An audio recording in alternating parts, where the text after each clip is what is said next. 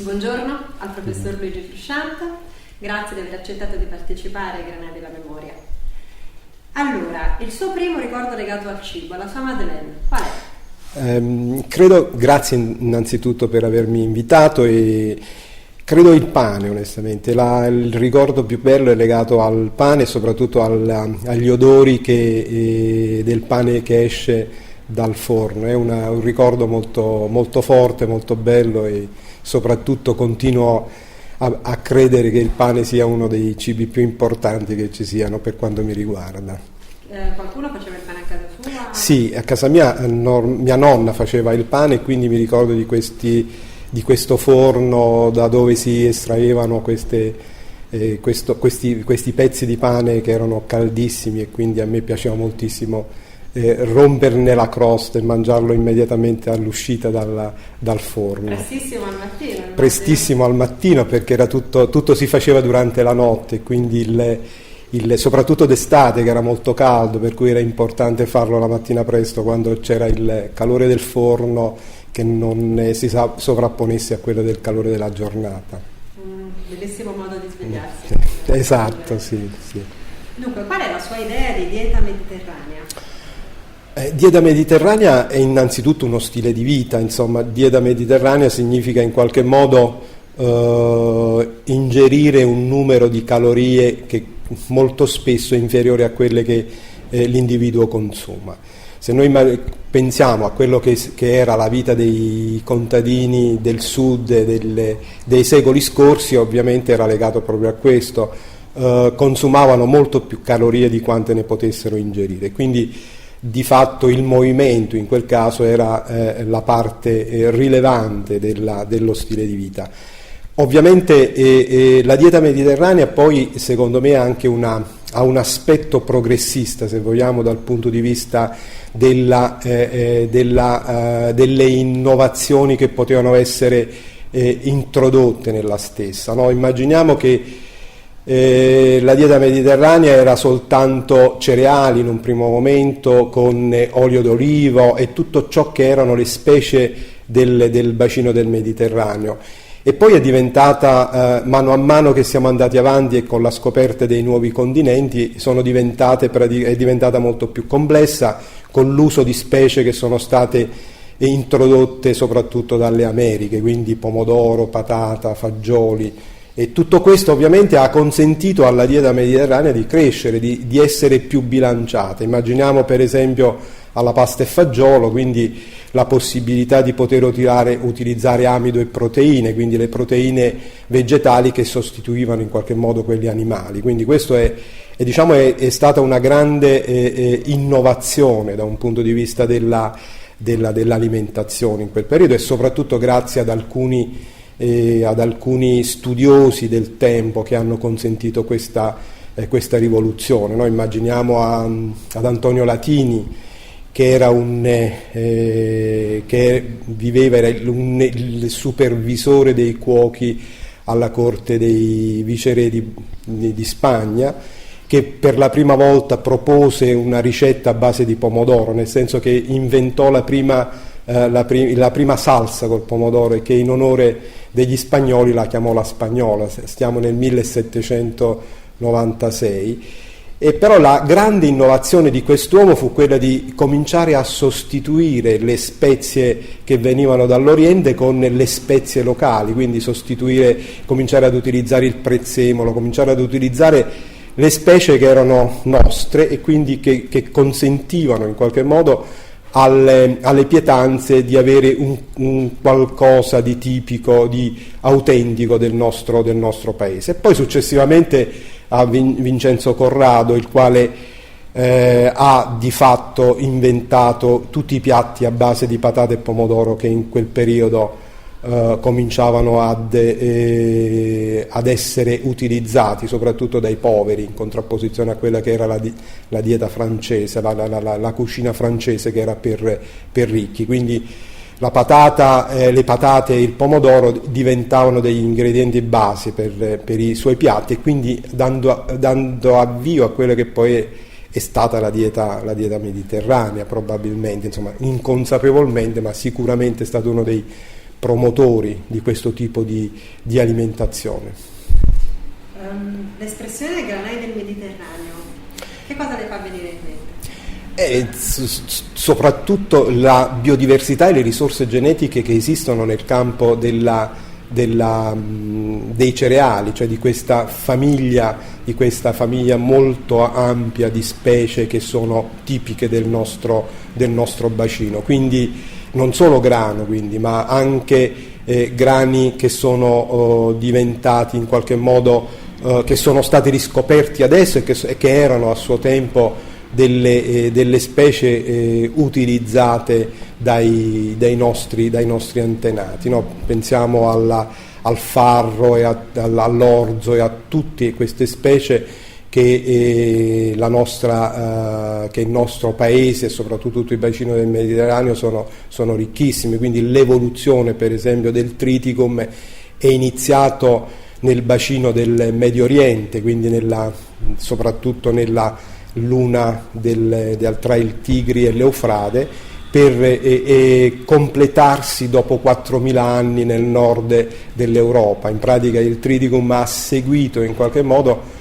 l'evolversi della popolazione dell'uomo, insomma ha seguito l'uomo in questa avventura e ci ha messo ben 4.000 anni dal momento in cui è stato iniziato la sua domesticazione fino ad adattarsi alle regioni assolutamente improponibili in un primo momento per il grano, che è una specie delle zone caldo-aride che troviamo nelle tundre del nord Europa, insomma addirittura il frumento oggi è coltivato in Siberia senza nessuna preoccupazione, nessun problema. Quindi significa che l'uomo è stato capace di identificare i geni che gli consentivano di poter avere dei genotipi che si adattassero a quelle condizioni pedoclimatiche che erano estreme per questo tipo di specie. Che rapporto c'è, secondo lei, tra tradizione e innovazione nell'ambito dell'alimentazione? Secondo me sono due facce della stessa medaglia, assolutamente. Parlavamo prima della dieta mediterranea che ha inglobato, cioè questo stile di vita che è riuscito ad inglobare delle novità che potevano essere assolutamente non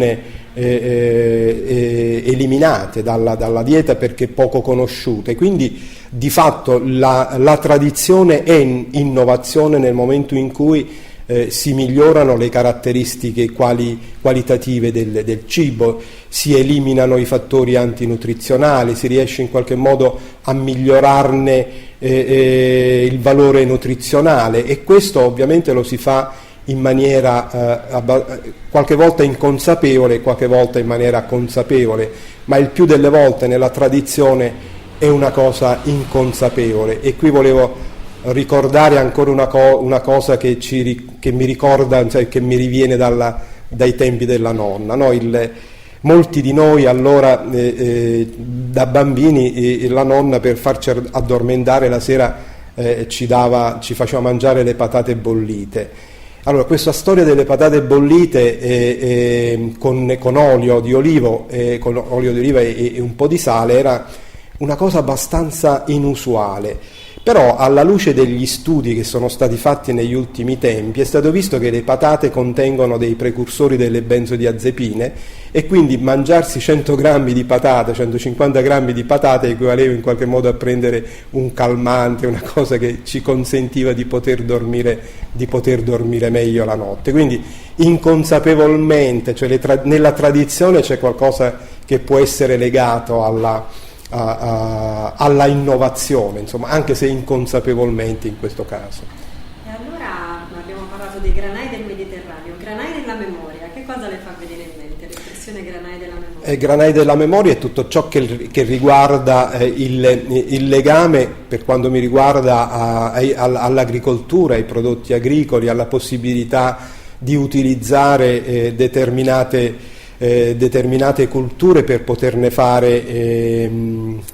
utilizzare come alimenti o come cibo, ma anche come momento di aggregazione. Insomma, immaginiamo al vino, alla possibilità di poter essere conviviali nello stesso tempo e di poter in qualche modo discutere, parlare, ragionare, sentire le storie dei nostri nonni, no? Insomma, il vino, le noci, erano delle cose che legavano al focolare domestico, alla possibilità di poterne discutere, di poter essere, diciamo, degli interlocutori, in quel caso dei più anziani, perché ai più piccoli non era consentito poter, diciamo, interloquire in maniera molto diretta, se non attraverso la favola, gli aneddoti che venivano raccontati, per cui uno poi aveva la possibilità di essere ascoltato.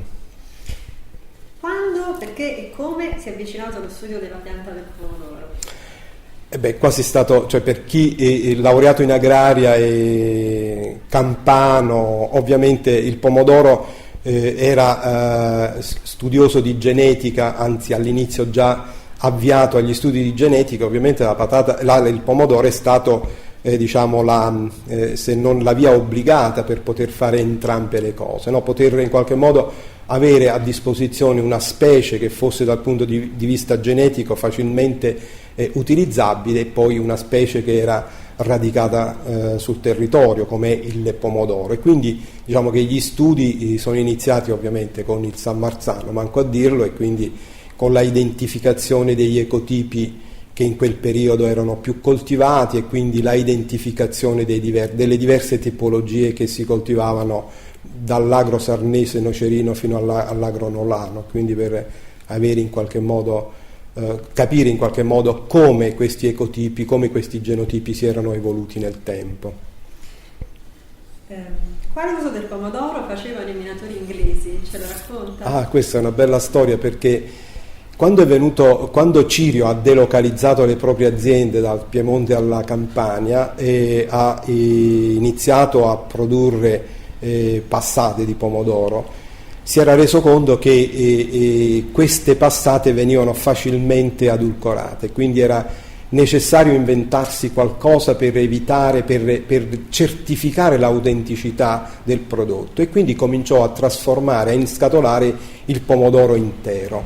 Ecco, quindi questa operazione consentì a Cirio di esportare il pomodoro in tutta Europa, all'inizio anche negli Stati Uniti, e i principali utilizzatori del pomodoro in scatola così fatto furono i minatori inglesi, che stando nel sottosuolo per molti giorni, qualche volta anche settimane qualche settimana, utilizzavano i pomodori come unica fonte di vitamine, di prodotto in qualche modo fresco. E quindi questo fatto fino alla seconda guerra mondiale ha consentito la leadership mondiale della trasformazione del pomodoro da pelato, e anche forse poi successivamente, diciamo fino agli anni 50 probabilmente.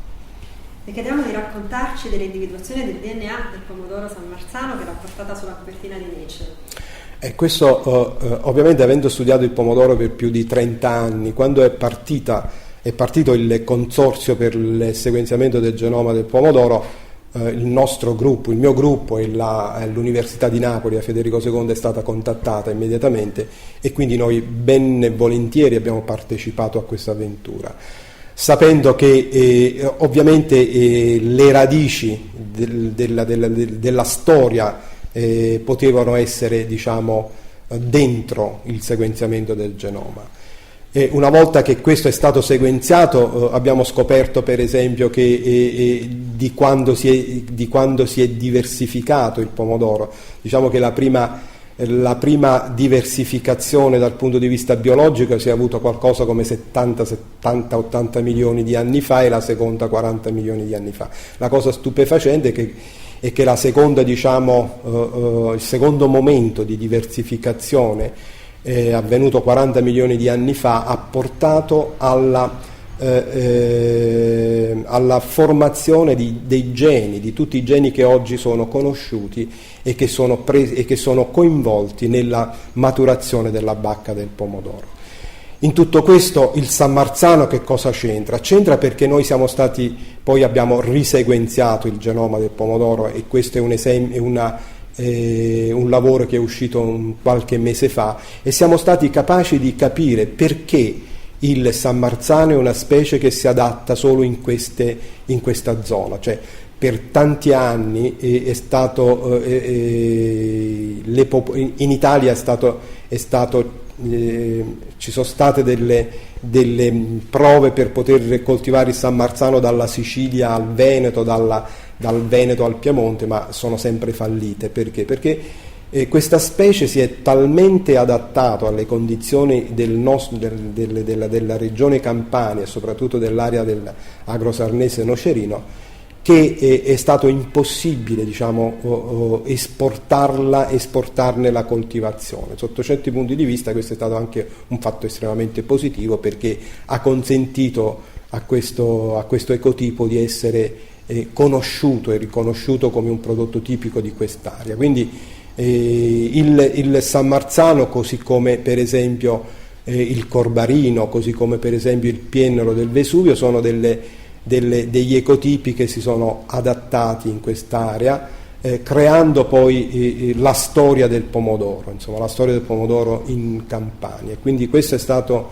diciamo, una cosa estremamente importante. Probabilmente da questi studi noi riusciremo anche a capire quando è effettivamente nato il San Marzano e come è nato, nel senso che ci sono molte teorie che ancora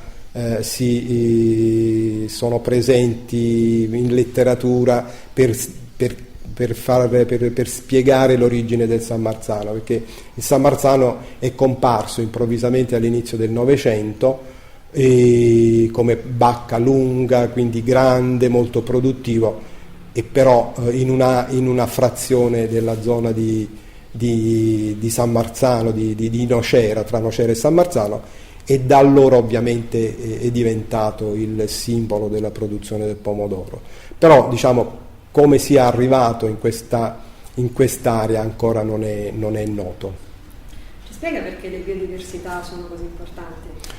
La biodiversità rappresenta il patrimonio genetico di tutto, diciamo, di tutte le specie viventi, quindi in generale, quindi specie vegetali, animali, batteri, virus, tutto praticamente rappresenta è biodiversità. Biodiversità significa conservazione del patrimonio genetico, il che significa avere che qualora avessimo la necessità di dover recuperare dei geni da specie che sono imparentate rispetto a quelli che noi oggi utilizziamo, potrebbe essere fondamentale la loro presenza. Quindi il germoplasma va assolutamente conservato, soprattutto caratterizzato, e soprattutto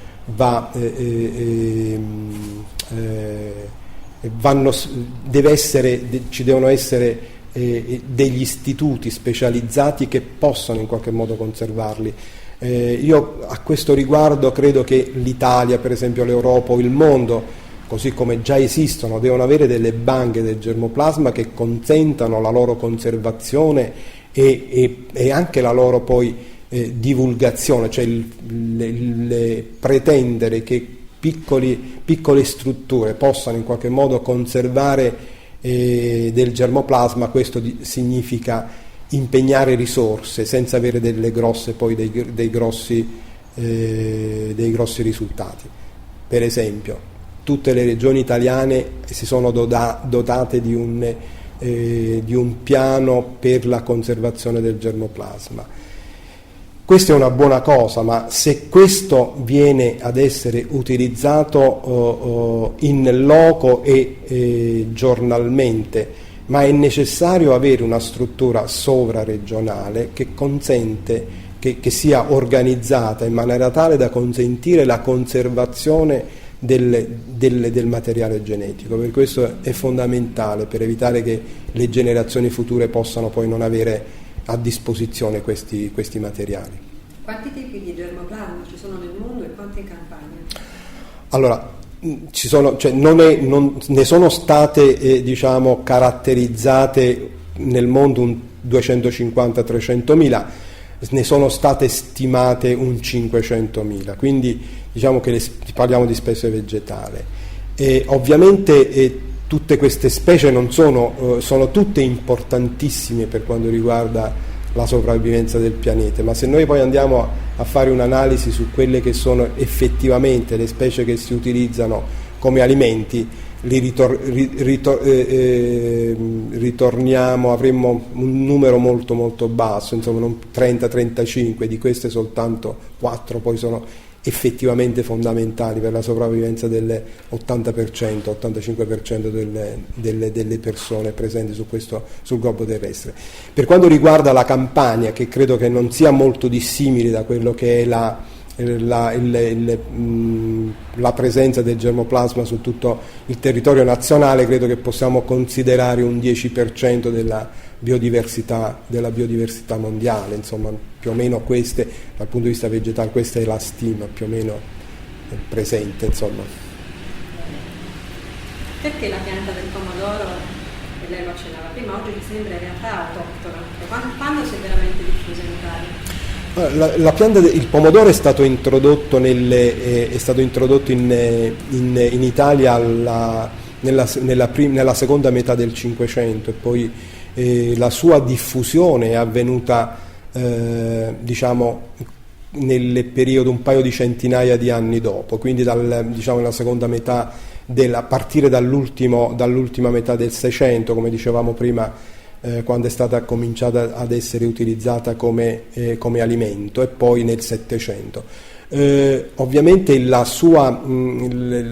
presenza del pomodoro su tutto il territorio nazionale e soprattutto l'ampia variabilità di tipi di tipologie che noi oggi incontriamo ha fatto immaginare alla maggior parte delle persone che fosse una specie autoctona.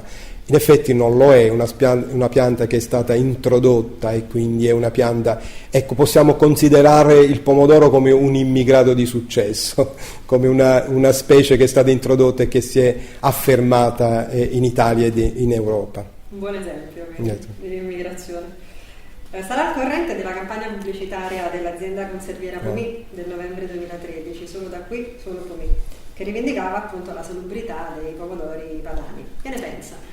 Questo è, diciamo, è la solita cultura italiana, no? Di speculare sulle disgrazie altrui. Voglio dire, è stata una campagna pubblicitaria assolutamente, diciamo, poco non veritiera, ma soprattutto finalizzata ad utilizzare un momento di difficoltà di una regione, di un'area, perché poi non è neanche di una piccola area, per poter in qualche modo ottenere un tornaconto immediato, perché poi alla fine è soltanto legato al momento e quindi non a un aspetto che possa avere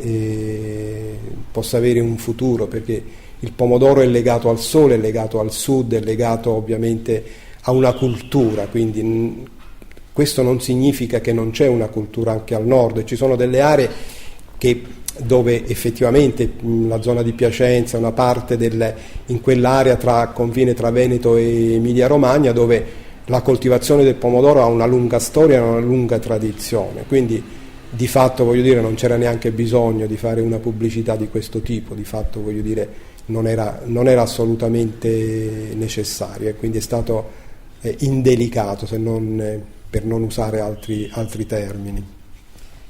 Qual è il piatto o l'alimento simbolo dell'italianità secondo lei, e qual è il più sano?